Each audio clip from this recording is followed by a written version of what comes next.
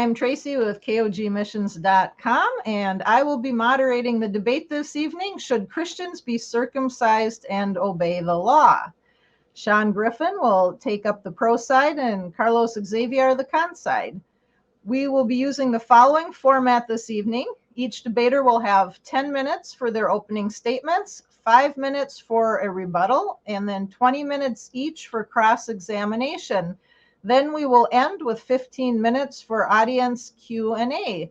So if you are in the live audience, as we get closer to the end, please type your questions in all caps and write to whom they are addressed. And please do wait till we get closer to the end. Otherwise, the question gets lost in the chat.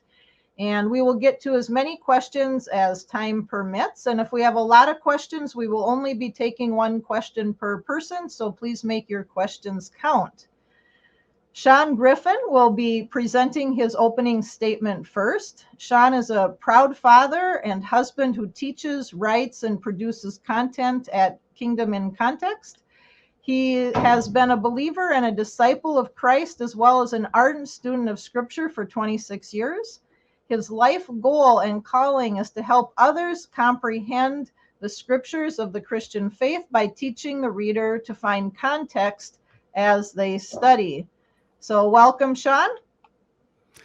Hello. Thank you for having me on. I appreciate the opportunity. You are very welcome. You may begin your 10-minute opening statement when you're ready, and I will put up a 2-minute warning on the screen to let you know how much time is left, and I will then be back on afterwards. Okay. All right. Thank you so much. Yes, I want to encourage everyone that I am for the stance that God's law is eternal. I feel like the scriptures tell us there's really no ambiguity there. It's his ways, they're eternal. It's his moral character. And so we're commissioned as mankind to practice his ways. And that's what he evaluates our behavior through his judge, Yeshua, the Messiah, to raise us to eternal life. And so it's a very key part of our discipleship. So the thing that we need to establish, I think, first is whose law is it actually? Title of the debate, should Christians obey the law of Moses and be circumcised? Well, that's a misnomer. It's not actually Moses's law. It's Yahweh's law, the creator of heaven and earth. Psalm 103:7, Yahweh made his ways known.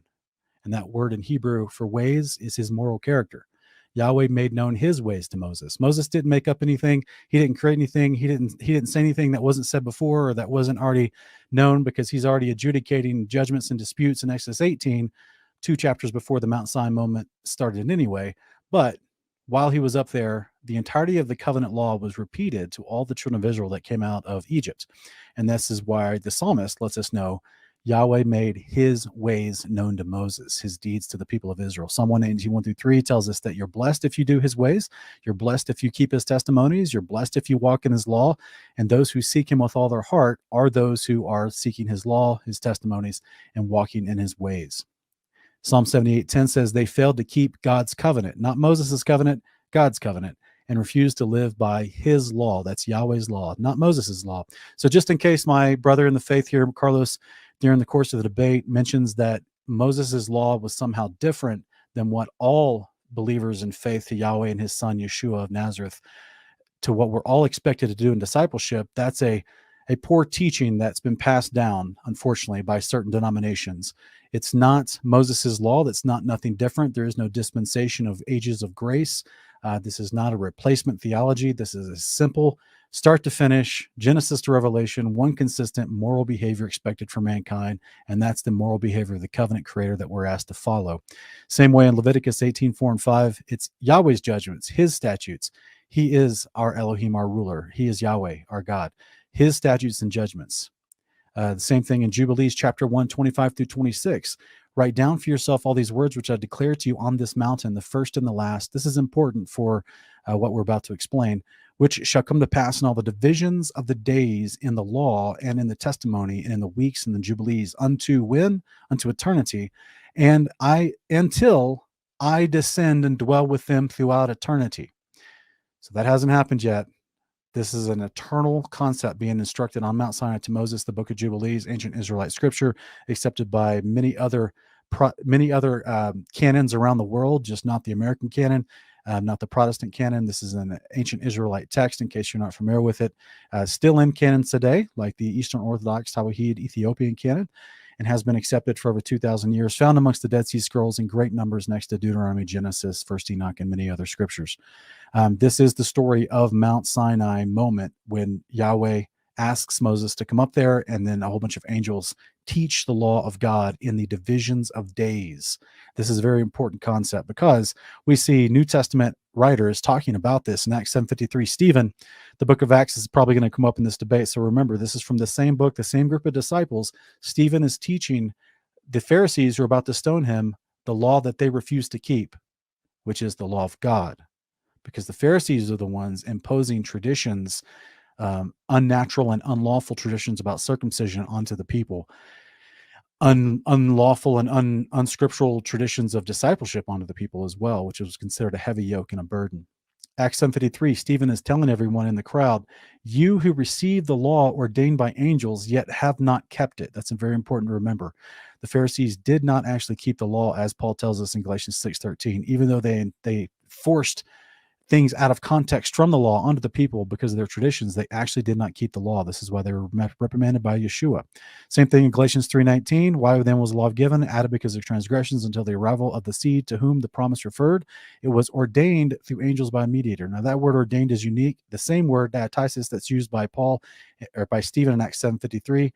And it's to arrange thoroughly, to charge, to appoint. This is very specific. Also, the word helps word studies teaches us its further implications and meanings is systematic ordering, systematically ordered, a literal systematic ordering all the way through an arrangement, and specifically to command with detailed instructions. So Paul in Galatians 3:19, Stephen in Acts 7:53, and the writer of Hebrews in Hebrews 2:1 tells us that this was ordained to Moses on Mount Sinai by these angels. They systematically ordered it and detailed instructions taught it to Moses. That is the testimony of Jubilees 25 through 26 we do not see in Genesis through Deuteronomy. This is why it's a travesty that first century Pharisees, the same ones that rejected Christ, excluded this particular book of Jubilees from their particular canon. Write down for yourself all these words which I declared you on this mountain, the first and the last. This is coming from Yahweh through the angels to Moses, which shall come to pass in the division of the days of the law, the systematic ordering of the law itself. Psalm 119, 144, we're told how long this law lasts. It lasts forever. Your testimonies are righteous forever. It's amazing. Psalm 119, 151 and 52, you have established them forever. Psalm 112, 1 through 3, blessed is the man who fears the Lord, who greatly delights in his commandments. His righteousness endures forever. He doesn't change. He is Yahweh. He changes not. Psalm 119, 1 through 60, the entirety of your word is truth, and all your righteous judgments endure forever. Is circumcision a judgment of Yahweh? I think it is. Baruch chapter 4, 1 through 2 says, this is the book of the commandments of Yahweh, and the law that endures forever. All they that shall keep it shall come to life, but such as shall leave it shall die. And this is the promise of the covenant, is that if you live by faith and are righteous, which is the definition of that is keeping the law of Yahweh, not the law of Moses, the law of Yahweh, the righteous live by faith. They keep the law by faith, not through works. It's not a Judaism concept of works. It's a concept of living in faith and obedience and discipleship to the commandments of God. Ezekiel 18 says, if a man turns from his wickedness and starts to do the law again, because he considered and turned from the transgressions he's committed, he will surely live, who will not die. Keeping the law of God is the fundamental component piece of the covenant by which you receive eternal life through Jesus. You can't earn it on your own. Jesus did the work to become the judge that raises you to eternal life. 1 John 3:4, everyone who practices sin practices lawlessness, as indeed sin is lawlessness. So we have a working definition all throughout Scripture, consistent. To reject the covenant commandments is to do lawlessness. You've transgressed the law. Matthew 19, 16 and 17, our Messiah himself tells us, if we want eternal life, keep the commandments. This is consistent with Leviticus 18 and Ezekiel 18. Revelation 22, 14, blessed are those who keep the commandments, who do his commandments, that they may have the right to tree of life. That's the resurrection moment. Circumcision is an eternal instruction and sign of covenant. In Genesis 17, verses 10 through 13, we see Abraham is told, this is my covenant, Yahweh's covenant, with you and your descendants after you, which you are to keep. He goes on to say, this will be a sign of the covenant between me and you, generation after generation. The same covenant that Yeshua tells us to abide in and keep the commandments for, to receive eternal life, is the same covenant that Abraham is being told, this is a sign of that covenant, and it's circumcision, to keep it generation after generation. Down further at the end of verse 13, my covenant in your flesh will be an everlasting covenant. So if the covenant's everlasting, meaning as long as you haven't received resurrection yet, you're required to do the covenant commandments. Therefore, the sign of that covenant would also be everlasting. Jubilees 15:27 tells us directly the law is for all generations, and this is in the context of Abraham receiving the instruction for circumcision. It's an eternal ordinance ordained and written on the heavenly tablets, and the angels of heaven were created circumcised from the moment of their creation. That's how serious God takes it, because we see, even amongst mankind, at the resurrection in Ezekiel 44:9, there will be no foreigner uncircumcised in heart or in flesh that will enter his sanctuary.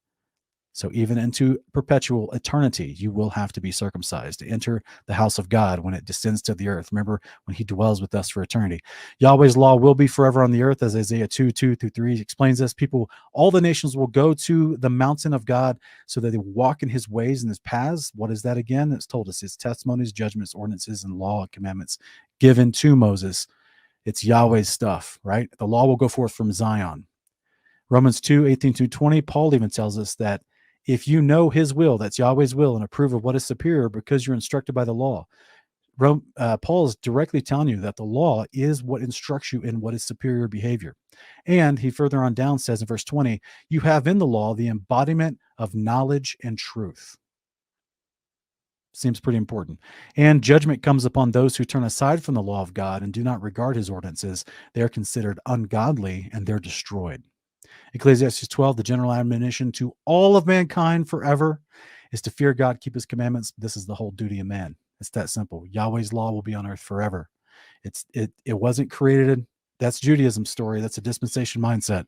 It wasn't created at Mount Sinai. It was the moment Yahweh created all things, he took his eternal behavior and said, I want all things I created to abide by my eternal behavior. And that is that simple. It's really simple. So I want to encourage everyone listening, keep the law of God. It's not hard. It's not a burden. His yoke is light. Thank you. Thank you, Sean. Appreciate that. And we will have Carlos Xavier up next. Carlos grew up agnostic before converting to the non-Trinitarian Christian view in 2006. He lives with his wife in Fayetteville, Georgia, and currently works for Restoration Fellowship as the online media manager. He has hosted notable evangelical authors like J.R. Daniel Kirk, Larry Hurtado, and historian Richard Rubenstein, and debated apologists like Dr. Jonathan McLatchie, Al Garza, and Anthony Rogers, as well as Matt Slick. Welcome, Carlos. Good evening, Tracy. Thank you again for moderating, and thank you, Sean, for being here. You are welcome. It's my pleasure, and you may begin when you... All right. Thanks, Tracy.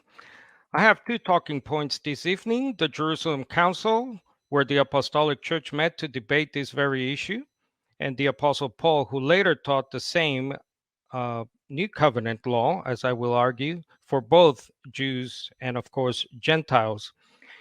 In Acts 15, some Christians from the party of the Pharisees demand that Gentiles must be circumcised and required to obey the law of Moses to be saved. Acts 15:6, the apostles and elders gathered together to consider this matter.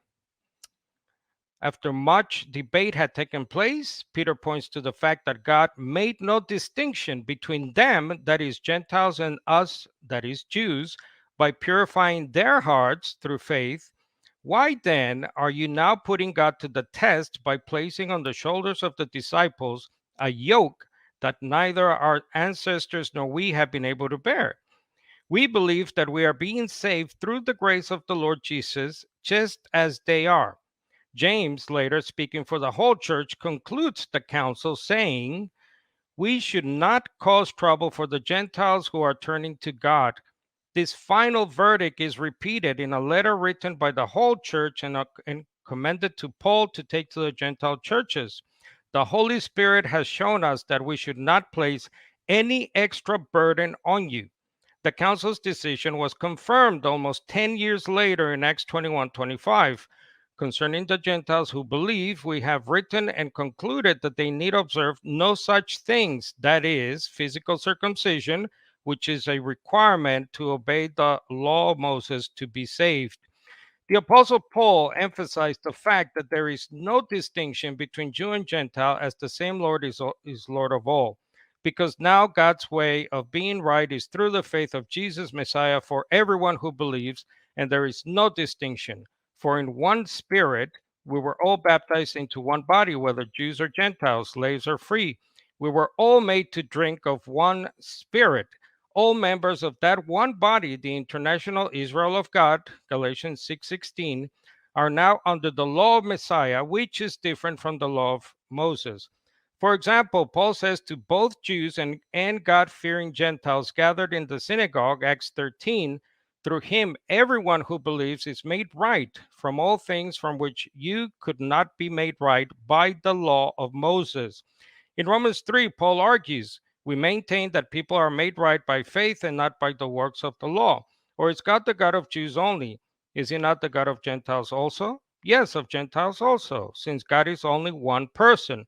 And he will make the circumcised right by faith and the uncircumcised right through the same faith.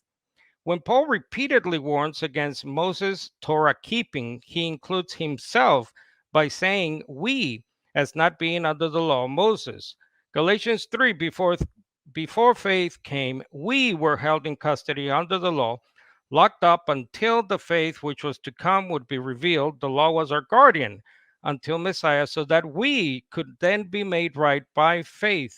But now that faith has come, we are no longer under a guardian. Note the word until here. That is, the guardian is needed only until Messiah came. The BDAG defines the word guardian as a man whose duty it was to conduct a boy or youth to and from school and to superintend his conduct generally. He was not a teacher. When the young man became of age, the guardian was no longer needed. Galatians 5, Christ set us free to live in freedom. Stand firm then and do not submit again to a yoke of slavery. Take note, I, Paul, am telling you that if you get yourself circumcised, Christ will not benefit you at all. Again, I testify to every man who gets himself circumcised that he is obligated to do the entire law. You who are trying to be justified by the law are alienated from Christ. You have fallen from grace. For we eagerly await through the Spirit by faith the hope of righteousness. For in Christ Jesus neither circumcision nor uncircumcision accomplishes anything. What matters is faith working through love. Paul goes on to ask his fellow Jews, if I were still preaching circumcision, why am I still being persecuted? The obvious implication is that Paul is not preaching circumcision. It's like if I were to say, if I were a rich man, clearly means I am not a rich man. And in 1 Corinthians 7:18, Paul clearly says, do not get circumcised. We will do well to heed Paul here. He also sometimes qualifies the phrase under the law with a negative adverb like not or never in order to warn all Christians, Jew or Gentile, not to observe the law of Moses. 1 Corinthians 9:20, I myself am not under the law, that is, the law of Moses. And instead, Paul says he is subject or within the law of Messiah. So Romans 8:2, the law of the Spirit of life in Messiah Jesus has set you free from the law of sin and death. For Paul, to be under the law meant the same as bondage or slavery under elemental principles of this world. This includes the Jewish calendar, that is the weekly Sabbath, monthly and annual festivals, Colossians 2:16, and physical circumcision, as we have just read. In these passages, Paul makes clear that such observance is the equivalent of Gentile paganism itself. All Christians, Jew or Gentile, have now been set free from the yoke and bondage of Gentile paganism and Jewish laws regarding physical circumcision required to obey the law of Moses to be saved. Christ canceled that debt ascribed to us, says Paul, in the decrees that stood against us. He took it away, nailing it to the cross, Colossians 2:14.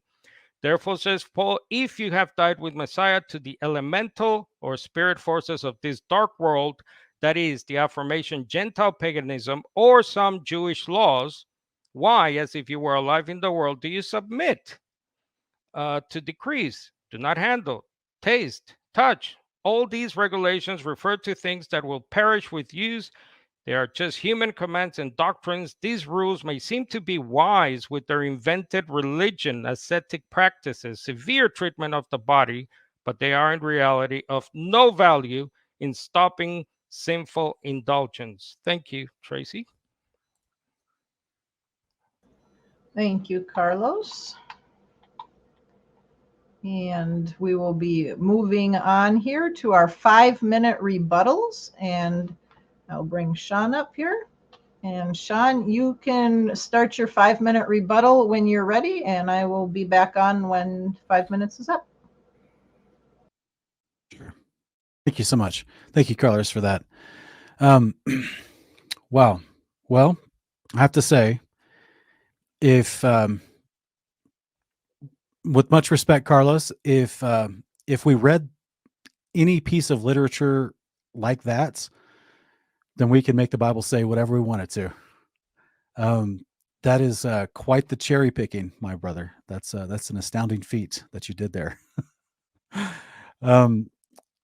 Yeah, Acts 15. It's a counsel directly. I mean, you missed the first few verses there where it directly talks about. It was an argument with the party of circumcision, with the specific Pharisees, and this was the dominant contention throughout most of the New Testament letters, specifically the book of Galatians. This is literally calls it the party of circumcision, I think in chapter 1.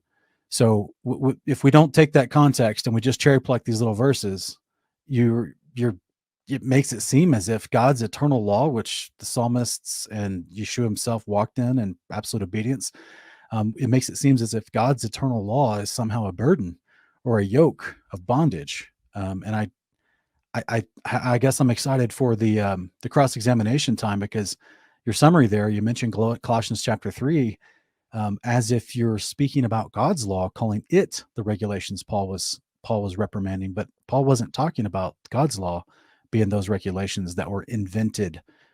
He was talking about the ways of the pagans. So this is what the problems we run into when we cherry pluck verses and we don't look at context. Because otherwise we've got serious contradictions with Yahweh, who says, I change not, Yeshua, who said he came only to do the will of the Father, and he does only the doctrine of the Father in John 7:16. That's all he did and taught, was what his Father told him. But Yahweh changes not, right? So if we were to take what you put forward in those cherry-plucked verses, we would have to conclude that the Father did change and told a different instruction for discipleship to his Son. But I don't even know if you agree with that. It seems as if you, and you have to clarify when in the cross-examination maybe, but it seems as if you do hold to the idea that Jesus kept the eternal law of God, and that's how he's considered blameless and without sin, as Hebrews 4:15 talks about. But then the disciples afterwards decided to do something different and had a totally different standard for discipleship. So I don't know. You have to help me clarify that when the time comes.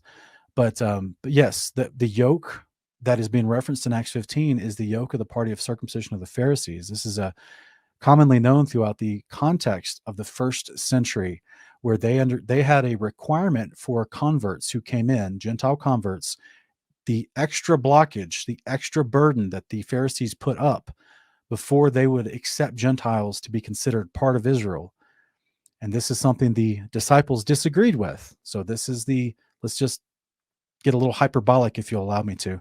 This is the bad guys, the party of circumcision, the Pharisees, the Sadducees, those who rejected Christ.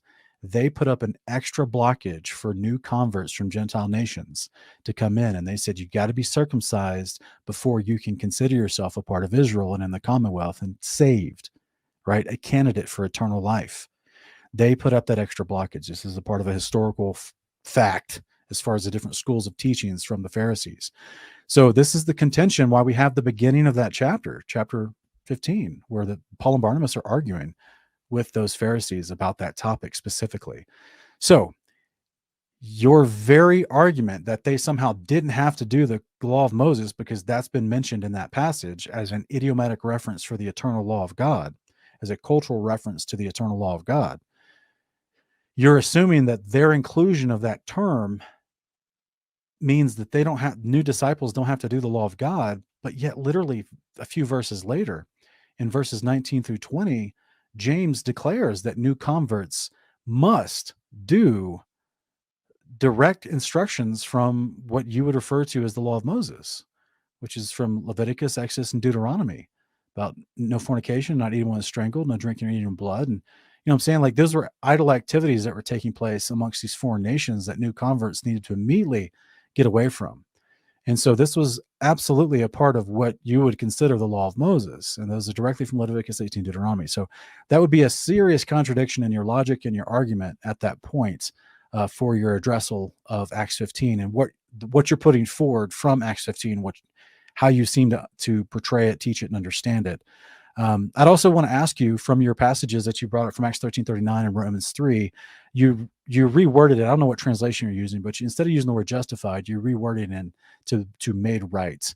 So I would want to say, how are you defining made right? Because in the context of being justified, as far as getting your eternal life and forever being made right with God, so there's no longer any enmity, you never sin again. That's the promise of the resurrection. Old and New Testament explains that. That's what's being justified, not just being made right. So I would want to talk about that as well. I'd also want to ask you, in your understanding of the guardian concept of Galatians 3, did the guardian teach different conduct than the master who receives the pupils? And did the master keep the same conduct as the guardian? Okay, thank you, Sean. Yeah, keep those questions in mind for the cross-examination, and you'll be able to ask them all to Carlos at that time. So Carlos will be coming up here now, and you will have your 5 minutes for rebuttal. Thank you, Tracy, and thank you, Sean. First of all, I'd like to say for our listening audience, we got a big audience, probably maybe many Sabbath keepers. First, I'd like to make this disclaimer. In Matthew 5:17, Jesus explicitly said he did not come to abolish the law and the prophets, not just the law and the prophets wholesale. So it's not, I believe Jesus. He did not come to do that. He did not leave us lawless Christians. He came to fulfill, he goes on to say. That word fulfill obviously is open to a lot of debate, but it certainly does not mean keep.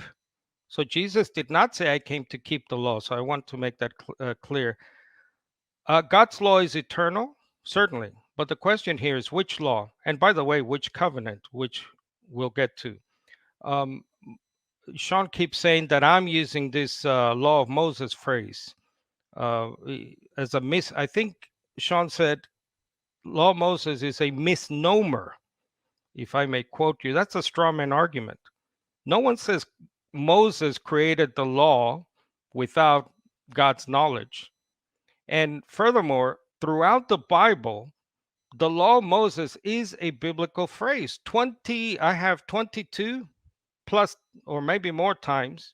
Jesus himself in John 7:19, has not Moses given you the law? Is Jesus there being detrimental to God's eternal law? So this consistent habit of my opponent of seeming to label us as if we're diminishing God's law because we call it law of Moses, it's really frustrating to hear. Sean said from Genesis to Revelation, it's the old covenant. What? I've never heard that before. So the whole of the Bible, Old and New Testament, is an old covenant system. Well, what about Jeremiah? What he says in Jeremiah 31 to 33. What about Hebrews? The whole really book of Hebrews, but especially Hebrews chapter 8, where it refers to the first, that is the old covenant, and the last covenant, the new covenant. Jesus himself, at the last communion or Passover meal, Jesus himself says, "This is my blood of the new covenant." Christian communion is based on the words of the Messiah at his last Passover meal. Paul in 1 Corinthians 11:25, "This cup is the new covenant, my blood. Do this whenever you drink it." So from Genesis to Revelation, we have old covenant. We must be careful with the word forever in the Bible. So in Hebrew, it's olam. Greek is eon, which literally means an age. It can be a period of time. It does not always connote eternality, as if there's no ending to it. So are we to say that the commandment, which is olam, eternal, in Leviticus 24, of putting oil in your lamps, of taking out the showbread, olam, forever, Leviticus 24, verses 1-8. Your slaves are forever in Exodus 21:6, olam. The Aaronic priesthood is forever, Exodus chapter 29. The priesthood was changed according to the writer of Hebrews. Jesus, by the way, the Messiah, is not the high priest according to the law of Moses. So according to my opponent, Jesus himself would be disqualified because apparently he believes he's under the old covenant, he's under the old law. The law of Moses, a biblical phrase, look it up. Touching the dead is forever. Don't touch the dead. And olam commandment, Numbers chapter 19. My opponent said that the yoke in Acts 15, and Paul also talks about the yoke of slavery, by the way, in the book of Galatians, the yoke equals the party of circumcision. Just read what Acts 15 says. Nowhere there can you connect this word of yoke and what our ancestors, says James and the elders, they could not bear. They couldn't bear the party of circumcision. They're obviously talking about circumcision, which is a requirement to obey the law of Moses, a biblical phrase. Thank you, Tracy. Thank you, Carlos. And we will begin our 20 minutes of cross-examination at this time. Gentlemen, you will each have 20 minutes to cross-examine each other. Please feel free to move on during the cross-examination. If your opponent gets a little bit off your question, you can say, we're done here and let's move on. And I also ask our audience, if you are thinking of questions, once we switch up here and Carlos begins the cross-examination, that would be a good time to put your questions in all caps. If you do it too early, they might get missed. So I will let you have it here.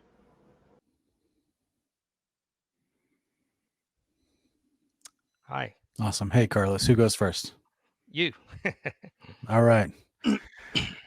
Well, this is why I always prefer live interactions as opposed to formatted debates, is because you spent half of your rebuttals strawmanning me on things I didn't actually say, or it was, I can understand your frustration if that's what you heard, what you repeated accurately from what you thought you heard. That would be very frustrating and confusing. So that's why it was unfortunate. But I would say, clearly, you said something just then in your rebuttal to me that I've never heard you say before, and it's pretty astounding. You said you believe that Matthew 5 communicates to us Jesus did not say he keeps the law of Moses. Is that correct? In reference to Matthew 5:17, if that's the text, do not think that I have come to abolish the law or the prophets. I have not come to abolish them, but to fulfill them. That means to do them, to keep them, to practice and observe them. That's what that word means. Do you have a question? Yeah, I'm saying Are you asking me if the word fulfill means keep? No, did you just make the claim in your rebuttal to me that Jesus declared he was not going to keep the law of Moses? To me, the word fulfill does not mean keep the law. The word fulfill obviously means something like bring it to its completion, fulfill its purpose. English is maybe my second language. I learned it when I was a little kid. I'm not born English, born in an English country. But please correct me if my understanding of the word fulfill ever means to keep. As far as I know, it doesn't. Fulfillment, the fulfillment of all things is a completion of all things in my understanding. But if my English is wrong, please correct my English. No, it's a word that has multiple uses depending on the context, and it's the plurese, I think is how it's also said. But it can mean to fulfill, to complete, to keep, to consummate, to fill up, to perfect. There's a wide variety of meanings of uses for this particular term. It also can mean literally to preach, to fully preach. So I this is may, something where I would encourage just studying that word particularly. if I so may, that no you, translation as keep. okay. I believe you have a translation of the Yeah, Bible, this I've is, been told. Do you translate it? Oh, sorry, I can ask question. If you translated keep, that would be a first in the history of translations. no, I'm saying the Greek word has multiple meanings for it. Depends on Well, how we're it's looking at used. this context specifically. Right. Does it So mean the keep word or fulfill? fulfill does not mean complete to where no one does it anymore. That would be abolishing it. So you'd have a contradictory logic within the very same verse. So if you think that's what it's actually communicating because of the misunderstanding of the word fulfill, then why is Jesus teaching the law of Moses everywhere he goes and telling people to keep the commandments of God? I believe Jesus many times, actually, at one point, he flat out contradicts the law of divorce, marriage and divorce in Matthew 19. He says, Moses gave you, by the way, Moses gave you. It didn't say God give you. Did Moses Was he invent that? so if I may finish, in Matthew 19, Jesus explicitly says, Moses gave you the law certificate. I say this. That's a change. That's a contrast to me. So that's Okay. at one point I can point to. I got a list of almost 20 in Matthew 5, the very chapter we're looking at. He says, you have heard it said about vows. And he says, or your oath to him, give your oaths to God, to Yahweh. Exodus 22, Numbers 30. But then he says, don't do that at all. Do not do that. Matthew 5, verses 33 to 36. In the same chapter, he overturns the judicial system. You have heard it said, an eye for an eye. But I say, Wait a sounds minute like now. a You're contract skipping to some me. parts. Just like you did in your presentation, you're kind of skipping some parts. Do we want to actually dig into that passage about giving It's your oaths, or do time. you? So whatever question you have for me, it's your time. Okay, because you skipped the bigger issue of when he comes to fulfill your vows to the Lord. He's like, don't swear at all, either by heaven or God's throne, or by the earth or the footstool, or by Jerusalem or the city of the great king, nor shall you swear by your head or make a single of your hair white or black. Simply let your yes be yes and your no be no. He's saying when you give your vows, don't add anything extra to it by trying to make it a greater emphasis on the oath by swearing by something. So that's not commanded in Exodus and Numbers. That was a tradition of the Pharisees of Judaism of that time. All of these places that you think he's overturning, he's not. He's saying you've heard it said that he's heard it said by people that have created traditions in his day that he's having to overcome. This is why in Mark chapter 7, 8 through 10, he says they nullify the commandments of God through their traditions. And he's reprimanding the Pharisees for doing this. So I think I would just encourage studying deeper on that level of exactly why he's making these statements that you think he's overturning something. He's not. And again, I would want to ask you, Carlos, how can he overturn something that I gave all these scriptures in my opening where God says it's eternal? How can the Son overturn something that's eternal? You claimed, oh, well, how should we not touch the dead in Numbers 19? That's eternal. Well, there's a specific context to that. If we're going to cherry pluck, then of course you can make the Bible say whatever you want. But the context of that is unless you don't want to be unclean for 7 days and you wouldn't be able to go participate in Passover or Shavuot or bring your offering to the temple, you would have to wait 7 days after you're unclean. But if we were to never, ever touch the dead, if I applied Numbers 19 the way you strawmanned it, then I could never bury my relatives. That's not the instruction. We have to read the whole thing for context. So yes, the eternal command is if you want to approach the clean sanctuary of God as a mortal man and you don't want to be unclean, well, if you touch the dead, you got to be unclean for 7 days. And then after that, you can go and approach the temple of God. So this is what I was getting at, is that you've pulled a lot of verses out of context to make your argument. And I would ask you, why would Jesus tell the man who asks, how does he get eternal life, to keep the commandments if Jesus didn't keep the commandments of God? So what passage are you referring to? Matthew 19, Oh, 16, and 17. Sorry, I can't ask questions. Sure you You're can, brother. referring. I'm not a stickler. You can be relaxed. No problem. Thank you, Sean. Matthew 19. Teacher, what good thing shall I do so that I may obtain life of the age to come, or eternal life? And then Jesus cites from the law. True. Yes. We cite from in our own little home He church here specifically in. says, keep the commandments of God if you want eternal life. Right. Right. And yes, and then he cites those commandments which we wholeheartedly agree with under the new covenant, law of Messiah. not Moses. We recite the Shema. Obviously, the Shema is from the It's, law of you know, Moses. it's not the law of Moses, though, right? It's the law of God. Those commandments come from the law of God, like I put on screen at the beginning of the presentation. Yeah, Jesus himself says the law of Moses. No, I I get read that. from John 7. Moses gave you the law. So I don't understand this insistence on I the don't understand your misnomer, as you insistence called it, to to call it. continue to ignore the It fact that seems you those have a instructions from problem with what Moses came from the Creator. it They seems didn't you have come a from Moses. problem with the language of the Bible and Jesus' language itself, where No, they call it the law of I'm Moses. directly But asking you about Jesus using the language of calling them the commandments, and which commandments is he referring to that he says leads to eternal life? In Matthew 19, 16 and 17. you keep criticizing people for saying the law of Moses. I don't understand why. Again, at least 20 plus examples of it. Jesus himself twice. I believe they're all in the Gospel of John, John 7, as I cited. Back to your question, if I may finish, or did you want? Oh, sorry, I can't ask. Whatever. Well, So it's not a criticizing; it's a confusing point because you're inferring that it's not Yahweh's eternal instructions, that you it said was the law of Moses invented is by a Moses. misnomer in your opening. You said the law of Moses is a misnomer. Yes, I your said my opening. brother in the faith who is going to use the law of Moses, and how he uses it is a misnomer, because the way Right. you're inferring the usage of it is to say that it's not God's eternal law, but it is somehow just from the man Moses. You even put on screen at the end of your presentation in Colossians chapter 3, you highlighted invented schemes. What did you mean by that, brother? Well, we have to look at the context of Colossians 3, and I believe, previous to that in Colossians 2, Paul obviously cites from the Jewish calendar, and he says it's now a shadow, and then No, he doesn't. He doesn't cite from the Jewish calendar, though. He just mentions regulations and festivals of not accepting persecution from the Gentiles there around who had not converted.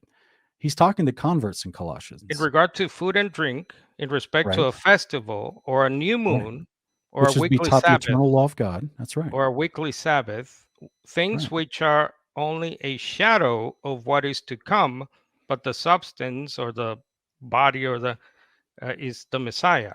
So that's He obviously calls the shadows, right? So Yahweh calls those shadows on the earth eternal before Paul referenced them as shadows. And the shadows are a practice for the real thing that's coming. So both the shadows called eternal and the eternal kingdom, wherein we do those permanently as the real thing and not just a stage play. Yes, they're all eternal, both the practice and the real fulfillment of it. And so Paul's talking to converts. He's discipling converts and telling them, you're getting persecuted from people around you who are coming against your desire to keep the Sabbath and to adhere to the festivals, but don't let them judge you for that. You stay fast in your discipleship. So, but what I'm getting at though is, if we look at the passage in Colossians 3, you literally inferred that Colossians 3 is telling us that the law of Moses is invented schemes. Is that a question? Is that what you put forward in your last point, in your last slide? Right. My argument, and it's not my alone, by the way, I'm not an isolated voice here. I know you're in the minority of this. It doesn't mean that the majority is right, of course. We are non-Trinitarians. I believe you're still a non-Trinitarian. So obviously the, the majority is not always right. But typically the way Colossians 2 and sections of Galatians is read is that Paul now is referring to both the Gentile pagan system of his time and equating certain systems of his old Torah laws, like the festivals, like the weekly Sabbath. And he says, let no one judge you regarding these things because they are a shadow. A shadow typically is a negative thing. It's also used in Hebrews in relation to the law itself, where it talks about it being a shadow. So then the thrust of this argument, if you read Colossians 2 and then you go on to Colossians 3, the thrust of it really is that Paul, shockingly, and I agree, it's shocking. I mean, Paul was a Torah observant Jew, but he seems to be equating that pagan Gentile system now with sections, or that is specific to the Jewish calendar here. Wait. No, I'm asking you about your last slide during your opening presentation statements, and you had Colossians 3 at the top, but you weren't citing the verses. Can you tell me exactly which part of Colossians 3 you're reading from? Yep, let me go back here. I think it's Colossians 2:23. They are just human commands, doctrines. These rules may seem to be wise with their invented religion. So it's Colossians 2:23, not Colossians 3. So it's So the are you truly telling me on one hand you're saying that you acknowledge that the law of Moses was received by God, was given by God, and Moses didn't make up anything, and then on the other hand you're inferring here from Colossians 2:23 that it's an invented religion? Again, it's not the whole law that's in question here. It is the Jewish calendar specific. So Paul is being very careful too. He's being very. Are you saying that the Jewish calendar, as far as the feast days and the Sabbath and how they kept their ordinances, they called that worship, by the way, in Leviticus 23, worship to Yahweh. Are you saying that's an invented part of the law of God? Right. I'm simply reading Colossians 2:16. Therefore, no one is to act as your judge in regard That's to not what I'm food, asking you about, brother. drink, and festival, new moon, weekly Sabbath. That's known as the Jewish calendar. No, it's not. He's he's talking about, he's teaching them, and he's saying people are judging you for trying to do that. So I guess what I'm trying to say is, in the very next verse, in verse 18, he says, "Do not let anyone who delights in false humility and the worship of angels disqualify you with speculation about what he has seen."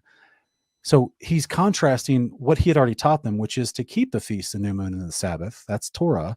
That's the law that's eternal. And saying, don't let anyone who disagrees with that because they worship false angels disqualify you because of their speculation about what they've seen. He says in verse 19, that person has lost connection to the head, from whom the whole body supported together and joined ligaments grow, and God's causes grow.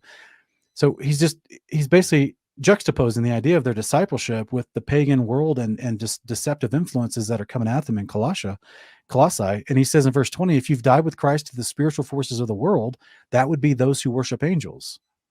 Why, as though you still belong to the world, do you submit to these regulations?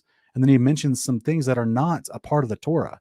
This is the imposed things of the people of Colossae in Asia Minor that were trying to sway them away from Christ with their pagan ideologies and religions. Do not taste, do not touch, do not handle. That was a part of ancient occultism. And they had certain religious practices that they did. It says these will all perish because they're based on human commands and teachings. The law of Moses is not based on human commands and teachings. It's not a self-prescribed worship, as verse 23 says. It's not false humility. It's not the appearance of wisdom. The law of Moses is the beginning of wisdom, is the fear of the Lord. Like, that is the absolute standard of wisdom. It's the standard of humility, is chastening yourself and discipling after Yahweh's commandments. It's not self-prescribed worship. It's Yahweh prescribed worship. So I guess what I'm confused about is you've completely twisted backwards the entire narrative of Colossians chapter 2 to if preach, I may, pretty much a very false standard of discipleship. Okay, if I may, although you're not asking questions, if I may, sure, that's fine. That's fine. Once again, say that I don't know why you keep talking about the law in general, wholesale. What Paul is doing here in Colossians 2, which is what he does in Galatians 4, he says he uses a very unique phrase translated the elemental powers or elemental spirits of this dark world. So he uses that to talk about days, months, seasons, and years in Galatians 4:10.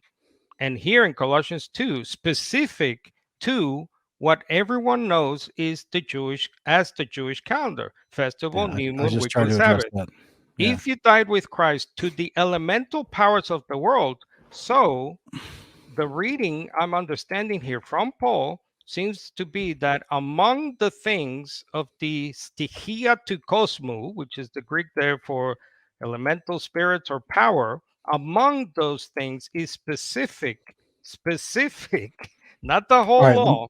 Not the whole law. Don't straw man. Let me ask you a quick question. So it's Leviticus 23. I'm being specific, as Paul is being specific, but when you keep misrepresenting what I'm saying, let me make sure I don't. That's not right. Let me make sure I don't misrepresent you. That's why my next question is specifically in Leviticus 23. You just have to read the text, and it's right there. He's being specific. I'm asking you a question about your interpretation of the text. I'm asking you a question about your interpretation. Leviticus 23 directly tells us that Yahweh's feasts that you think that you think are being reprimanded. Not Yahweh just spe- me. Okay, that's fine. Not just me. That's I'm fine. not a You and unique. whoever agrees with you, that you think that the Leviticus 23 feasts are being called dark spiritual forces and bad things, basically, that should be not observed. Is that correct? He has nothing positive to say, Paul, I'm about asking you a the direct basic, question. and I'm answering, and I'm repeating myself. He's Are not you do you think talking. that he's referring to Leviticus 23, the feasts that are given in that time period? Yes, I believe Okay. Paul is So specific to, once again, I'm reading the text, a festival, a new moon, or Sabbath. We should not be judged, he says. Let no one pass okay. judgment to you on these matters. These are now a shadow. A shadow is not a Okay. positive thing. I don't want to be Yeah. under a shadow the rest of my Next life. question. Yeah, next question. So in Genesis 2, when Yahweh himself keeps the Sabbath, and then in Leviticus 23, when he says that his Sabbaths, including the weekly, are all eternal and are a part of worship in his covenant, how would he then call them something bad later? Because we're under a new covenant. We're under a new system. Okay. Jeremiah Do you know that the new prophesied. Thank you so much for your answer. And next question. In the new covenant, do you know that it says that he will cause his laws to be in your heart so that you accomplish them and do them? The same thing was said about the laws of the Sinai laws. So the same thing. Those laws were supposed to be written in their hearts as well as, No. The new covenant, Jeremiah 31, Ezekiel 36, I will put my spirit in you and I will cause you to obey my laws and ordinances. You will not have to teach them to one another because my laws will be in your heart. So if his laws are in your heart, and there is no different standard of law in Ezekiel and Jeremiah, it's talking about the same laws that are talked about in Leviticus 23. The same one that I put on screen earlier, he abides by, that he says are eternal, his moral character, they're forever. Why would you claim that the new covenant and you got his laws in your heart, but yet somehow these are evil? Why? Because once again, when it comes specific to certain systems or laws, in the case of the elemental spiritual powers of this dark world, it's specific to the Jewish calendar, and it's specific not to the whole law. Again, we're not saying that the whole law of God is, somehow demonic or bad. That's not what we're saying at all. Okay, but Yahweh does not call his feasts or his weekly Sabbath demonic or bad. He calls them holy, righteous, and good. Well, I believe Paul does here in this chapter, Galatians 4:2. I think he's being specific to the Jewish calendar. It says right there, festival, new moon. These are a shadow. A shadow is not a positive thing. I don't want to live in Okay, I under a got you. I shadow. understand you now. So you're using the word shadow as in like it's an evil shadow, like it's an evil thing, like because there's a lack of light that it's reflecting the trueness of something, that it's somehow the shadow's bad. Same with the I word see. yoke. I see what I you're use it saying as now. a, I just yeah. vehemently disagree, Okay. Completely. But I see what you're saying now. Thank you. All right. Thank you. And a reminder to all of our viewers, if you have questions, please put them in all caps. And we have a lot of viewers on today, so make your question good that you want asked, because I may only be calling on one question per person and we may not even get through everybody. So put your questions in all caps, and at the end we will be having 15 minutes of Q&A to our debaters. Carlos, you may begin your 20 minutes now. Thank you. Just doing my clock here. Sean, is the law of Moses the same as the law of Messiah? Yes. So why does Paul in 1 Corinthians 9 say he is not under the law, that is, the law of Moses? He is subject or within the law of Messiah, which he calls the law of God. Let's go read it together. 1 Corinthians 9, you can start in 20 and 21. Yep. Okay, so in verse 19, he says, though I'm free of obligation to anyone, I make myself a slave to everyone to win as many as possible. To the Jews, that's people that kept Judaism. I hope that you understand that's separate than the commandments of God. I became like a Jew to win the Jews. To those under the law, I became like one under the law, though myself am not under the law, to win those under the law. Is that the law of Moses? That's the law of God. And when you're under the law, it means that you've broken the law. So to simplify, because he's talking about evangelism here, and how he relates to different people. Is So the law of you want me to answer the question? I'm just trying to be clear here. Is the I law know, of me God too. the That's law why of I'm still Moses? explaining. Is the law of God the law of Moses? I just said yes already. So you're asking me the same question. Okay, I'm still thank you. explaining my answer. Thank To you. those under the law become like one under the law. They myself, I'm not under the law. Because he's saying I became like one under the law. To be under the law is those who are transgressing the law, who don't know the law, like Gentiles. He's talking about evangelism efforts here. Verse 19, he's talking about evangelizing those in Judaism, his former brethren, like he says in Galatians 1:19. Verse 20, he's talking about those he's evangelizing amongst the Gentile world who's still under the law, meaning they're transgressing God's eternal instructions and they're still under wrath. He says, I become like one under the law, meaning I'm going to get down on the level and sympathize and talk to them. But he puts in parentheses, though I am not under the law, because why? He keeps the law of God. Romans 3:33 and 31. He upholds the law of God. Okay, He does so not allow him to sin. Verse 21, to those without the law, I became like one without the law. Another evangelism effort of those who were so completely ignorant of the law, like he talked about in different regions he went to evangelize. so the law Though he so the- qualifies still and says, though I am not outside the law of God. so But it's one. I'm under I the law got of you. Christ, because let me I got finish you. Thank answering you. and I'll be done. Okay. No, I got it. It's the same law you said. You're Thank not got you. it because I'm not done. I got other Because he questions. says, I'm If I not may move outside under on. the law of God, I'm because satisfied under with the your law of answer. Christ, I may move on because I'm satisfied with your answer. I Thank see how you. this was. I see how got it. this was working. I get it. I see. You don't want the actual answer whenever you're Well, done. I don't got want you to spend my whole time here. I'm not going to So spend your whole I'm time. I was talking about the three satisfied different with your verses you asked me about. question, and I'm moving on as our moderator said. Thank you. Exactly. I see. I see. I wish we'd have discussed that rule before we started the debate. Well, she did say that. I mean, To say it at the point we started is not agreeing to it before we started. can I ask another question? I'm satisfied with your answer. Can I ask another question? My answer wasn't Can we move on? complete, but okay. I am satisfied. It was complete to me. It was It's not. fine. It's Thank not you. complete. If you like cherry picking, then yeah, I guess it was complete. But if you want a full answer, In Galatians 5, if you want to go there, in Galatians 5, Paul says, but my brothers and sisters, why am I still being persecuted if I am still preaching circumcision? Question, why did Paul say he was not preaching circumcision here? I've done an entire breakdown in Galatians. He's speaking specifically about the party of circumcision who preached the idea that you had to be circumcised to be considered part of covenant Israel. And that is not the first step in discipleship. This is what Acts 15 is talking about. This is what he tries to expound upon in Romans 4 and Galatians 4, or excuse me, Romans 4, with the example of Abraham, who had been following God for decades before he actually became circumcised.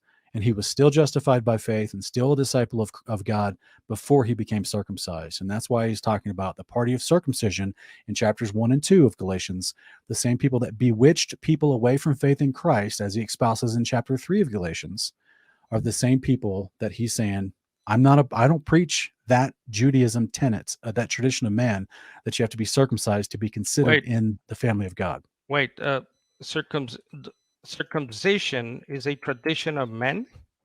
I just I'm said, not I just understanding gave you I'll explain it again. So in Judaism, if you do some historical research on what Judaism teaches, the traditions of men from Judaism, they they teach taught, circumcision.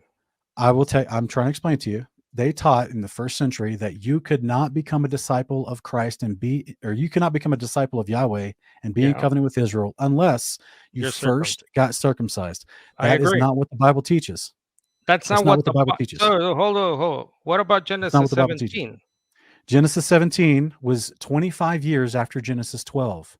Abraham had already been walking with God and following God before the command of circumcision came.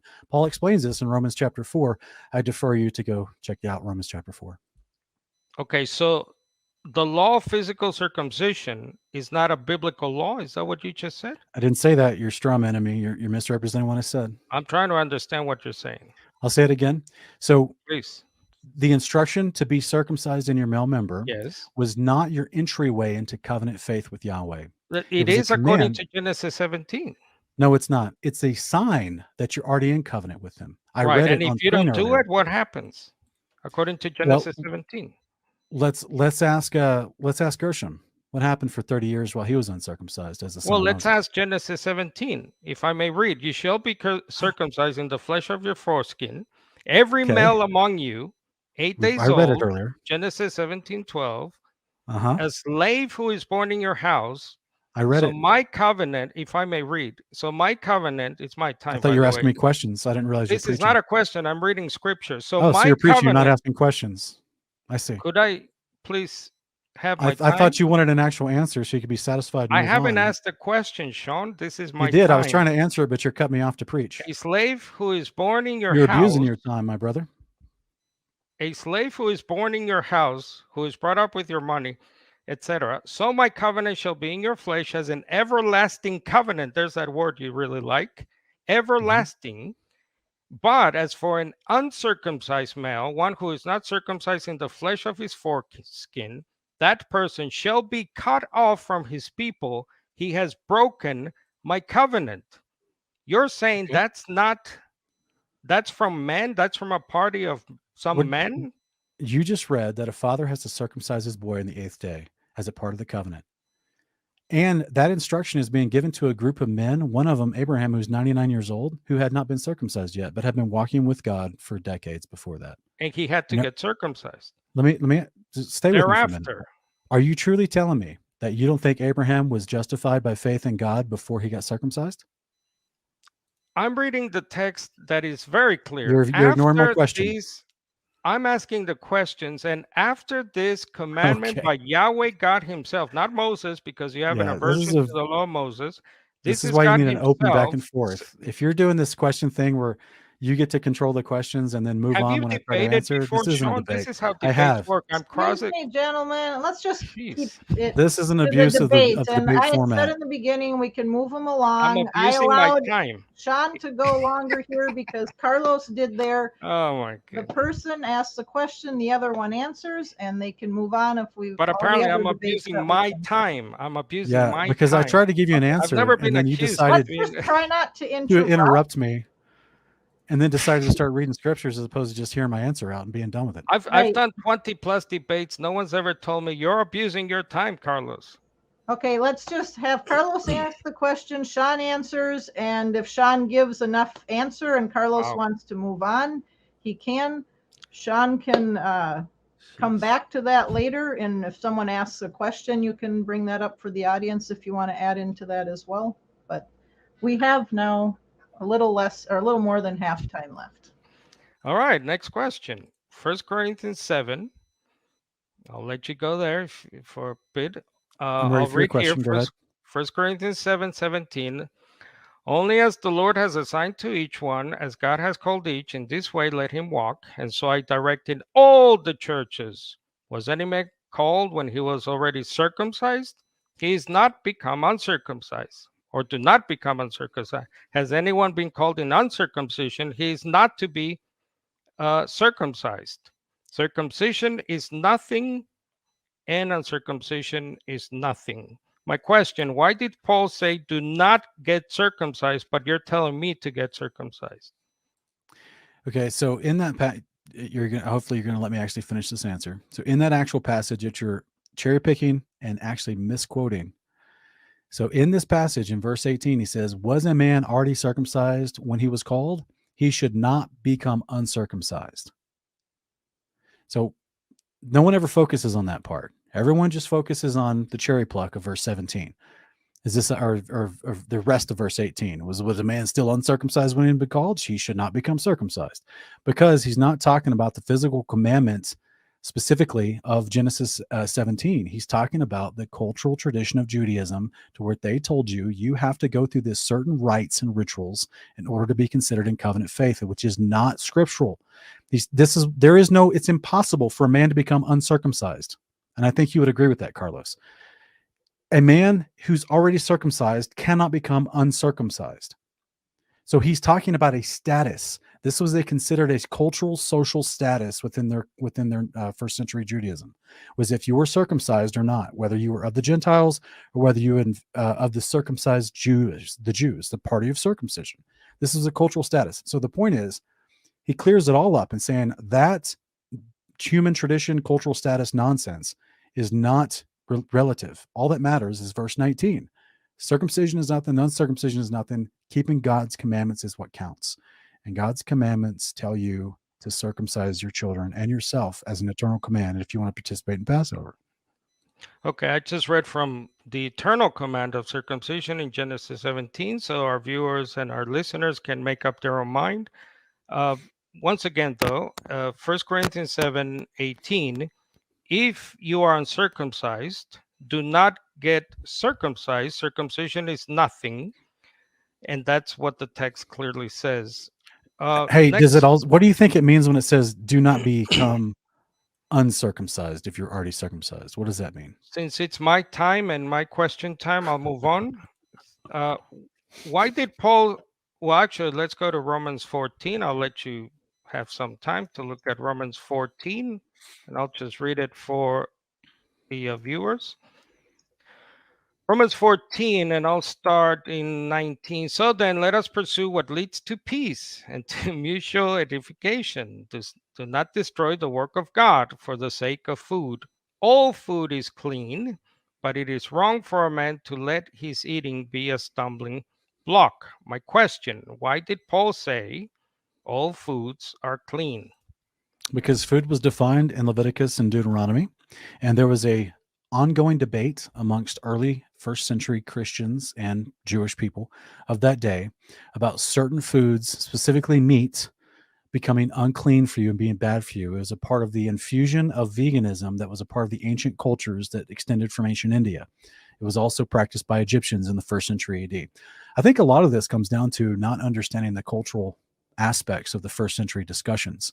And so this was about fasting, and it's about fasting on what types of food. Some were just eating vegetables. That's why if you read the context, Carlos, and the furthering down of Romans 14, he talks about eating meat versus eating vegetables, and depending on your conscience, because they were arguing about what days were to fast and what was best and what meats were considered good or bad.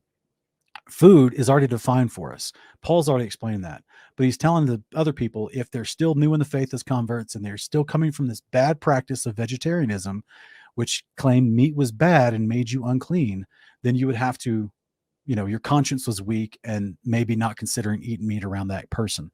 So it has nothing to do with negating the law of God in Leviticus 11 or Deuteronomy 14. It has everything to do with specific arguments about fasting, veganism, and calling something unclean that God never called unclean. Okay, so is Paul, just for clarification, I don't want to straw man or whatever. So when Paul says our foods are clean, he means those foods in the list of Leviticus. So all what those God called food. Okay, so it sounds like a tautology. It sounds like all clean foods are clean. Is that what you mean? No, I'm saying we have to go by definitions of terms as the Creator gave them to us, and He already defined for us what foods we can eat and what we cannot eat. Right. So Paul here is saying all clean foods that you guys know from the Torah, from Leviticus, He doesn't is have clean. to. He's already taught the Romans that he's discipling and writing a letter to. He already taught them the law of God. He already taught them what food is called food and what's not food. Next question is actually, let me ask you this. Are you under the new covenant? Not yet, not until the resurrection. Where can you give me briefly, if you can, with my limited time, a verse or a passage where it says that? We're in the new covenant only until the introduction of it. Yeah. The introduction of it in Jeremiah 31, 33 through 34, where it talks about in this moment where you get a new heart and a new body, you want to teach your neighbor. And it's expounded upon Hebrews chapter 8, verses 11 through 12. And then in 13, it says, but we are still, this covenant still waxing old until the new appears, because the old covenant applies to mortal mankind in the mortal body, and that was still waxing old. Further on in Hebrews chapter 11, verses 39 through 40, the writer expounds on the mention he made in Hebrews 8, verses 11 through 13. And in Hebrews 11, 39 and 40, he says that we will all be perfected together at the same time. And that's the first resurrection event that happens on the day of the Lord. Thank you, Sean. So I guess, I'll ask this. Is Jesus under the new covenant? He's been resurrected as a first fruits, 1 Corinthians 15, 20 through 23. And so, right. Yes, he is in the new covenant because he has a new body, incorruptible hearts, with the Spirit and the laws permanently written on it. He'll never sin again. We will be made like he is at his appearing, as Colossians tells us. Right. So currently Jesus is under the new covenant, but you are not. That's correct. Okay. Thank you for that. Because we go by Clear the answer. definitions of the new covenant. Is the Aaronic priesthood olam forever? The Aaronic Yeah, according priesthood, to its context of prophecy, yeah, it's an eternal command to the descendants right. of Levi, specifically now through the Zadok lineage. And this is why Isaiah 66 says that at the return, that God will choose new priests from amongst the Levites. This is in Isaiah 66, 17 through 21. So Jesus, how do you explain I even Jesus? read the passage earlier from Ezekiel 44:9, where he's talking about taking Levites back into his temple, and they'll have a circumcised heart and flesh. Okay, so the writer of Hebrews, as you know, says that Jesus was not following, or, Jesus was not, according to the Torah, the law. Obviously, he's not qualified. He's from the line of under Judah. that He's not system. a Levi. Right. So he's not qualified under that system. Do you agree? Right. That's why he's called a Melchizedek order priesthood. Right. He's in a different order. Right. So if the Aaronic priesthood is forever, olam, you like that word, Jesus should be disqualified then, because God's laws should be followed forever, right? No, the very passage you're quoting from says in verse 3 that if Jesus were on earth, he would not be a priest. But he's not a priest on earth. He's a priest in the temple in heaven, as verse 1 and 2 of Hebrews 8 tells you. He was a priest on earth. No, he wasn't. Hebrews 8:3 directly disagrees with your statement, brother. Okay, so he appeared as high priest. So when he appeared as high priest, as Hebrews says, this happened in heaven. What verse are you going off of? He appeared as high priest. Sorry, as high priest. Should know this by heart now. So we're looking at Hebrews 4:15. What does it say in verse 14, right before it? Well, I'm asking the question. So when it says, I'm answering you. It's in the verse right before it. It's in Hebrews 4:14. When Hebrews says he appeared as high priest of the good things to come, that happened in heaven. That's my question. Yes, because in verse 14, right before, because we don't cherry pluck, we read the entire context. It says, therefore, since we have a great high priest who passed through the heavens, Jesus, the Son of God, let us hold firmly to what we profess. Okay, sorry, Sean, I misspoke. It's Hebrews 9:11. When Christ appeared as high priest of the good things having come. Okay. So he appeared in heaven, you said? Yeah, chapter 8, verse 1, right? The chapter before 9, because that's we would read chronologically. Hebrews 8, verse 1 says, the point of what we're saying is this: we do have such a high priest who sat down at the right hand of the throne of the majesty in heaven, who ministers in the sanctuary in the true tabernacle set up by the Lord, not man. So it already gives you the context of where he appeared as high priest. We have to read the whole story. We can't cherry pluck verses, my friend. Did Jesus function as a high priest while on earth? No. In other words, did he cleanse people? Did he heal people? That's priestly. There's a specific definition for a high priest who functions in a temple, ordained in a temple that's ordained, and ordained in a position of priesthood. He did not get that until he got to the temple in heaven. So Jesus is not a high priest according to the law of Moses. According to Hebrews 8:3, he's not a high priest on earth. So Hebrews, he's a high priest in the temple in heaven. My last question, if I may.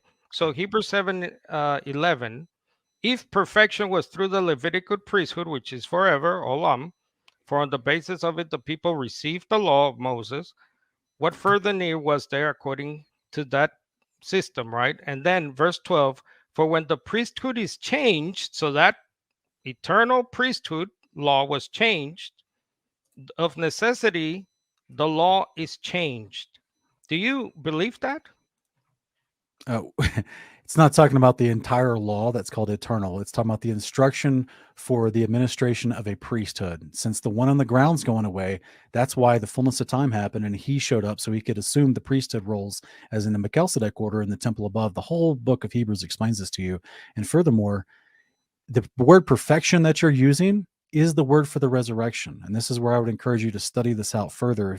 Chapter 10 of Hebrews goes into greater depth about this, about why it's considered being perfected at the resurrection, just like Christ was. And so this is why we're promised to be like him at his coming. We get resurrected in that glorified immortal body as well, and we're perfected. This is what Hebrews 11:39-40 explains to you, which I quoted earlier. So this is the idea that, yes, the priesthood of the Levites on the ground was prophesied to go away, because it was prophesied that the temple would be destroyed and the Israelites be scattered again, and then the time of the Gentiles would start. And then At the return of Christ is when everyone's perfected at the first resurrection. That's only made possible by Christ in his priesthood position in the heavenly temple, which is what is espoused in multiple verses, specifically in Revelation 3:5. He calls our name out before the Father and raises us perfected to eternal life. All It's a right. Thank beautiful you, promise of the gentlemen. covenant. We Thank will you, be Sean. getting, what's that, Carlos? Thank you, Sean. Yes, we'll be getting into the Q&A now. So if you have questions, please put them in all caps and make sure you write to whom your question is addressed. As I said, we'll get to as many questions as we can.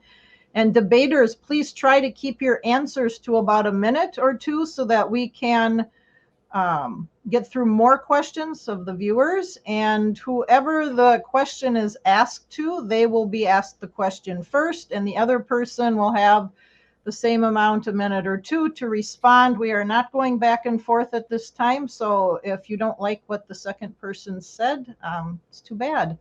And to clarify, Sean, just to be fair, you were not on early, so we didn't really get much time to discuss all of this prior to it. So this is the way the debates have run in the past for the time that you guys just had cross-examining. So anyways, our first question tonight is going to, let's see, this is to both panelists. So we'll start out with this.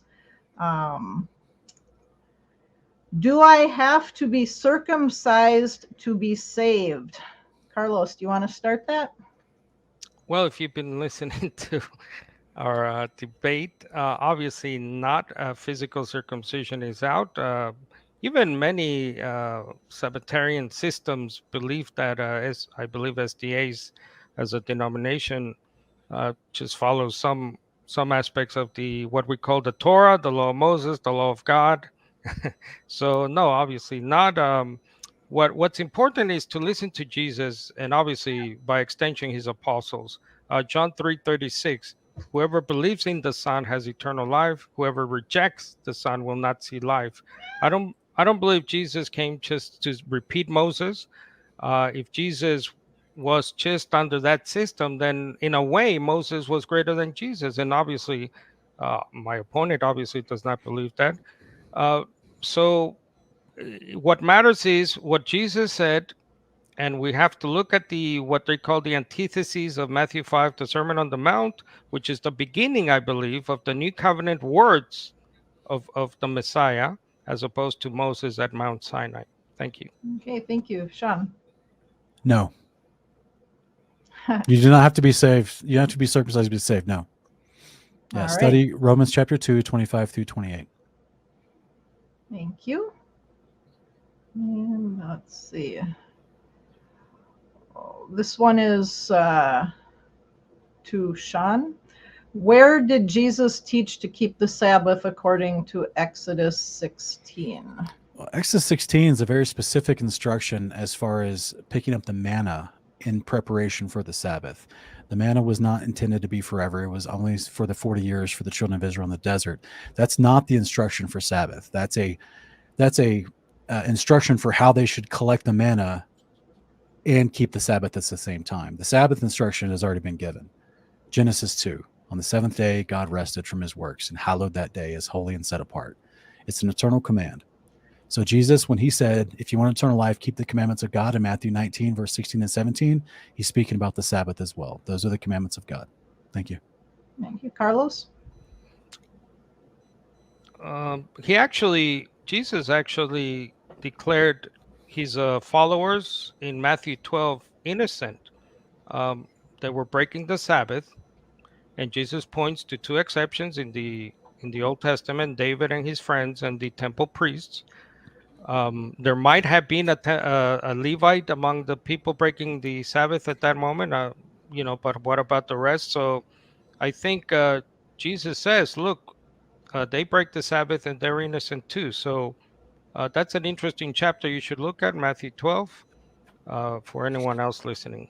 Oh, sorry, and just quickly, John 5:17 and following, Jesus says, to this day I am working just like my Father works. He does not deny that he's also breaking the Sabbath in John 5:17 to 19. Okay, thank you. We have a lot of questions here to Sean, so if you all out there listening in have any questions for Carlos, get them in the chat. I think Freddie is one of your viewers. Yeah, he got his question asked, though, so that's it for him. Freddie, you mean? So, Sean, what about women? Are they to be circumcised? That's not scriptural. Okay. You could probably move on from troll Yeah. questions like that. All right. Let's see. Did Jesus lie when he said he will celebrate Passover in heaven with us? I guess. Yeah, that's for me, I guess. It doesn't. I would guess say, it's for you, Carlos. so, yeah. Um, Go for it. Yeah, I'm not familiar with whatever scripture that comes Luke from. 22. What's that? Luke 22. Luke 22. Okay. Well, I'll just say that whatever happens post-resurrection, that's post-resurrection. I think we're dealing with the here and now. I understand that Isaiah talks about Sabbath observance, perhaps in what we call the millennium. I'm not sure if Sean believes in the millennium. What else? Festivals are apparently to be kept, certain festivals by the nations in the coming kingdom, as I understand it. So what happens then, I'm not clear about. Obviously, we have Ezekiel's messianic temple, which most Christians see as future, as I do. So we're worried about here and now. As followers of the Messiah in this present evil age, are we doing the Great Commission under the Old Covenant, the Law of Moses, or the New Covenant Law of Messiah? To me, obviously, it's the Law of Messiah. All right. Yeah, Jesus did not lie. Passover is considered a Sabbath and it's considered eternal. The festival of the Passover, as culturally referred to, is also unleavened bread, and the first and last day of that are both Sabbaths. And both the observance of Passover on the 14th, as well as the Sabbaths of the 15th and the 22nd of unleavened bread, are all considered eternal ordinances for those who are in faith and belief in Yahweh, as expounded upon Exodus 23, Deuteronomy 16, and Leviticus 23. And Jesus did not lie because it's eternal. And literally, it's the wedding supper of the Lamb in Matthew 22, 1 through 10. All right. It's also directly told to you in the Septuagint in Jeremiah 31 or 38, verse 7, that we will be gathered at the resurrection for the Passover. So for Sean, what is the no such thing being referred to in Acts 21:25? Oh, give me just a minute. I don't know. Pull up. I don't have the entire Bible memorized just yet. I'm working on it, but You're doing pretty good, better than me. all right. Verse 25 says, as for the Gentile believers, we have written to them to our decision they may abstain from foods sacrificed to idols, that's Leviticus 17, from blood, Leviticus 17, from meat strangled to animals, Exodus 22, from sexual morality, Jeremiah 22. So what did he say? What was the question? Because that's the end of verse 25. Yeah, the no such thing is a reference in that passage to no such thing. We have written to them that our decision they may abstain from. So, yeah, I don't. That's not. He must have another translation. He probably has shown Acts 15:5 in mind. It does Maybe. say there's some translations. Some. Oh, sorry, no. Yeah, I don't know. Or further down, Acts 15:25. Maybe. No, that's not it either. All right. Mm-hmm. I don't know. Sorry, I don't see that Yeah. first. We can move on. Yeah. All right, here is a question. Can you please explain the difference between the old and new covenants? Yeah, it's very simple. It's the same instruction of covenant. It's just one is in the mortal body while you're alive on the earth. The other one's at the resurrection when you should glorified immortal body. That's the promise of the new covenant is resurrection, and you get the laws of God, the same ones that were given to mortal mankind. You get those put on your heart permanently. This is what Paul refers to in 1 Corinthians 15 as having an incorruptible body and an incorruptible heart. This is the promise of the new covenant. So we get his Ezekiel 36 And Jeremiah 31, we get God's laws and ordinances put on our heart that we will do them faithfully. We'll never sin and transgress again, and we'll always have perfect peace with the Creator. That's the promise of the new covenant. New body, new heart, perfect relationship. It's amazing. You'll have no need for sin atonement anymore. Sorry. But you'll have need for all other festivals and all other wonderful opportunities to fellowship with Him. It's great. It's obviously it's not the same. If you read the prophecy of Jeremiah, repeated in Hebrews 8, which is actually the longest Old Testament citation by a New Testament writer, Hebrews 8, under the New Covenant, starting in verse 7, it explicitly says, or God explicitly said through the prophet, not like the covenant which I made with their fathers on the day I took them by the hand. So you have to ask yourself, is that the same covenant? Thank you. Mm-hmm. Taking by the hand is discipleship. We have a couple questions here left, and let's see. What do you mean, Sean? Or what does Sean do when he breaks the law? So I guess this is just to Sean and not to Carlos. Yeah. Greg, it'd be the same thing that you do in 1 John 1:8, what that says, if you claim you're without sin, you're a liar. Verse 9, the very next verse says that, but if we sin, he's faithful and just to cleanse us of all unrighteousness, right? So we confess our sins to Christ, who's our high priest. He's faithful and just to intercede for us, 1 Timothy 2:5, to cleanse us from all unrighteousness. That's what I do. I do what's prescribed in all of Scripture, is you go to your high priest, confess your sin, he mediates it to the Father, creates atonement for you. Yeah, I would actually agree. And it's interesting in Hebrews 9:15, for this reason, Christ is the mediator of a new covenant. That's present tense. In 2 Corinthians 3, Paul calls us ministers of the new covenant. So if you do not believe you're under the new covenant, you have to, I think, deal with those passages. Thank you. Yeah.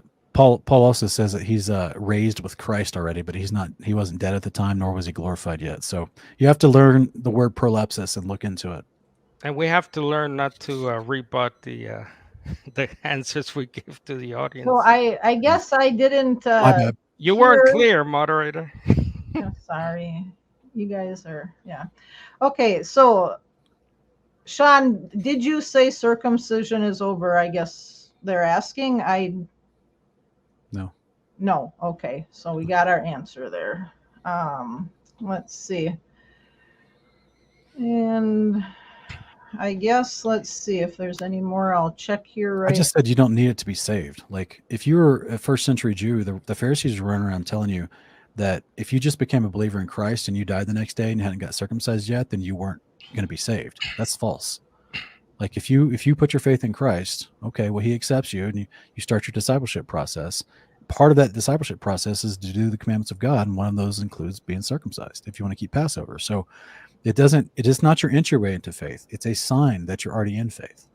So no, circumcision is not over. It's an eternal command. In 2 Corinthians 3, since he's getting another go here, Tracy, may I? Oh, sure, why not? It's a free for all. Actually, I was just expounding on my initial answer in less than a minute. That's not the way this works, but anyway. Go ahead, Carlos. It was my turn to answer, wasn't it? 2 more questions, and then we'll be done. I'll respect the audience, and if there are any other questions, can we please just answer without rebutting? Thank you. That wasn't a rebuttal. That was my question asked to me, and I was answering. Right, but it was after you answered and then he answered. So anyways, do I have to love my neighbor Carlos to be saved from Country Dad? Do I have to? And you have to love your enemy. So Jesus changed that law. You have heard it say it, an eye for an eye, but I say pray for your enemies. And then Paul and Peter go on to agree with that very strongly. It's probably one of the toughest laws by Jesus, by the way, to love your enemies, to love those who persecute us, to love those who wish us harm in their hearts. So this is an extremely tough law. And I would actually take the quick time here to say christenemylove.com. Please visit that, where we talk more about that very important law. Thank you. Mm-hmm. All right, Sean. Do I get to answer this too? Yes, you do. Okay. Actually, this is not new at all, Carlos. This is Exodus 23 verses 4 and 5, Leviticus 25 verse 26 verse 25, and Proverbs 24 as well as Proverbs 25 teaches you to love your neighbor with different circumstances, and your enemy. So it specifically says if your enemy's oxen fall, go help him. If you do not treat the people around you, treat them with the same regard you would the foreigner. And as well as if your enemy is hungry, feed him. If he's thirsty, give him something to drink. In doing so, the Lord will reward you. Christ was not changing any law. He's repeating Proverbs, Leviticus, and Exodus, telling people to love their enemy. All right, thank you. And our last question, I think, let's see. Well, I guess we'll have two more. I have one here that I just saw. Let's see. We'll have this one and then one more. That'll be it. So, is water baptism and the Lord's Supper part of the law of Moses? Carlos, why don't you go first on this one, and then we'll have Sean go on the next one. Thank you. This allows me to bring up a very important text, Luke 16:16. I hope you can study that. What was written in the law of Moses and the prophets, so the whole of the Bible obviously includes the law, the Torah, lasted until the Baptist. From then on, the gospel about the kingdom of God is being proclaimed. That's a very important transition period then. So we have John the Baptist, who is one of the ministers of the new covenant according to Malachi 3. He's one of the messengers of the new covenant, I should say. And the Baptist is a very interesting person. Jesus called him the most important person born of a woman in this age. So he's very important because he's not only a Levite, he should really be in the temple performing his duties. But no, he's obviously doing something else. He's baptizing, he's changing that whole temple system of how sacrifice worked, of how you have to atone for your sins with killing of certain animals and so forth and so on. Present yourself to the temple priests. So he changes that whole system. He prepares the way for the ultimate new covenant messenger, the Messiah, Jesus, who is greater than Moses and did not come to repeat the old covenant law of Moses. Thank you. All right, Sean. To answer Patrick real quick, yes, water baptism was called a mikvah in the Old Testament, and is literally how they prepared themselves to come forward to the temple. They would wash themselves. This is why John the Baptist was out baptizing and washing people, just like Yeshua went and baptized and washed people as well. The Lord's Supper is actually just the cultural term that Catholics gave it over time, but it's the idea of Passover. They were keeping Passover. It's spoken multiple times in Luke, Matthew, and John. They were keeping Passover the night before his death. And that's what has been culturally over time from those quote unquote early church Catholic fathers called the Lord's Supper. But as far as to what Luke 16:16, I mean, that's just a blatant subjective misinterpretation of that passage. It says the law and the prophets were preached until John, but now the gospel of the kingdom is being preached and people are forcing their way into the kingdom. So this is a very different juxtaposition. It's not saying the law done away with. In fact, in verse 17 of that very same passage that my wonderful brother Carlos absolutely cherry-picked, in verse 17, it says there's easier for heaven and earth to pass away than for one stroke of the pen to pass away from the law. I still see heaven and earth. Law is eternal. It's not passing away, guys. I'm done. Thank you. Right. And our last question for tonight, Sean can start. Revelation 22:14. Blessed are those doing his commands, so that the authority shall be theirs unto the tree of life and to enter through the gates into the city. Your thoughts on this verse? Yeah, keep the commandments, they're eternal. That's one of the ones I used in my opening statements. Revelation 22:14. This is literally what I read from Baruch chapter 4. Is what Matthew 19:16 and 17, Jesus says, if you want eternal life, which is getting to that tree of life in the kingdom of heaven, you must do the behavior of Yahweh. It's not the behavior of Moses. It's not the behavior of Jews. It's the behavior of Yahweh himself. It's the commandments of God, the commandments of Elohim.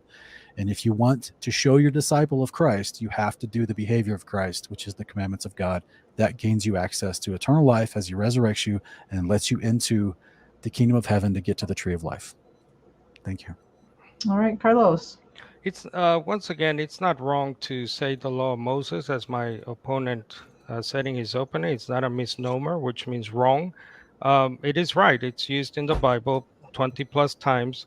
The commandments, that is the question tonight, folks. And that's what you have to ask yourself after this brief presentation. And I thank Sean for being here. You have to listen to both sides and be convinced in your own mind. The commandments have to be taken in context. Sean has a ministry called Kingdom in Context. Maybe we should have one called The Commandments in Context. Which commandment? Or maybe the law in context. Which law? There are obviously two systems at play. That's why we call the Bible Old and New Testament. There are two contrasting things. There are two different mediators, Moses and Messiah, mediating two different covenants.